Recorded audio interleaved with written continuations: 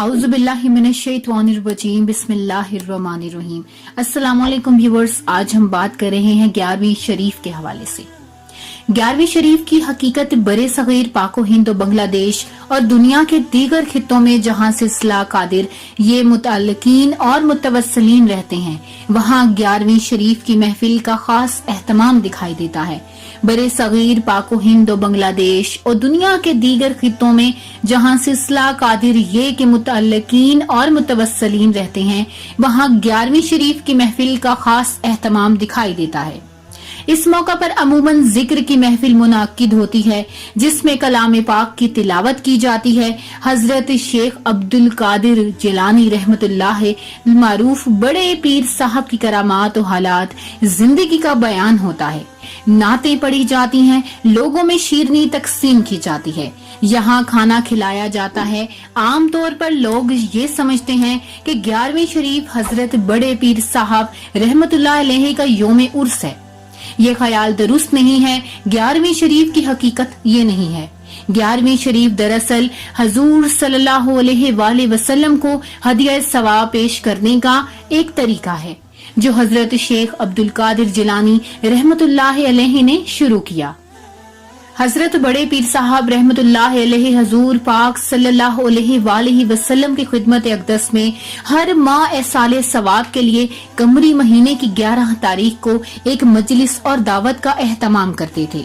एक बुजुर्ग अब्दुल्ला याफी किताब कुर्रतुल नाजरा खुलासतुल मुखाफरा में तहरीर करते हैं कि 11वीं शरीफ की हकीकत ये है कि हजरत गौस पाक रबीउल आखिर की 11वीं तारीख को नबी करीम सल्लल्लाहु अलैहि वसल्लम को एसाले सवाब करते थे।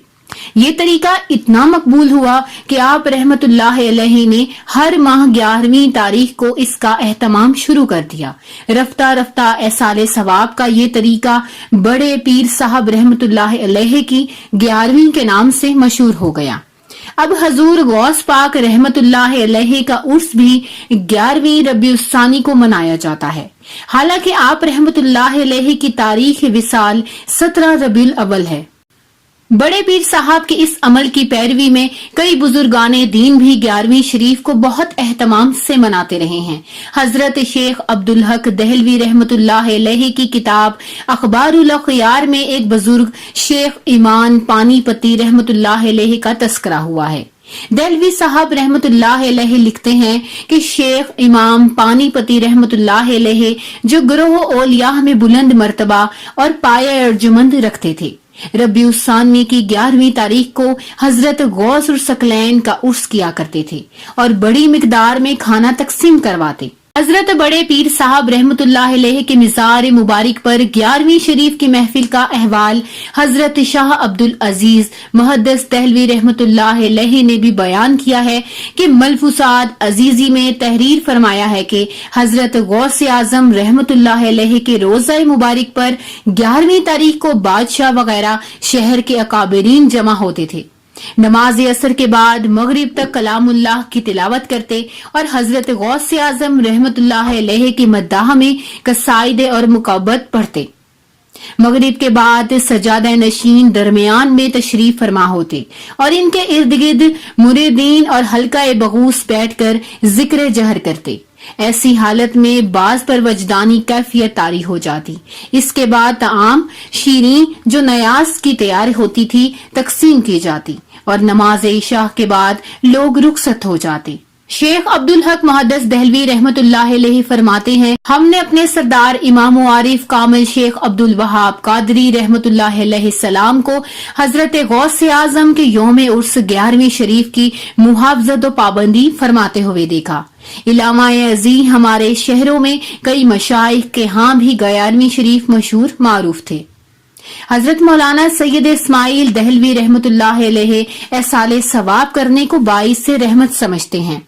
आप तहरीर फरमाते हैं कि जब रूह को कुछ नफा पहुंचाना मकसूद हो तो लोगों को खाना खिलाना और हो सके तो बेहतर ये है कि वरना सूरह फातिहा और सूरह इखलास का सवाब पहुंचा दिया जाए। عرس کے لیے ایک خاص دن کے تعین کے حوالے سے حضرت حاجی امداد اللہ مہاجر مکی رحمت اللہ علیہ فرماتے ہیں کہ مقصود ایجاد رسم عرس سے یہ تھا کہ سلسلے کے بعد سب لوگ ایک تاریخ میں جمع ہو جائیں، وہاں ملاقات بھی ہو جائے گی اور صاحب قبر کی روح کو ثواب بھی پہنچا دیا جائے گا۔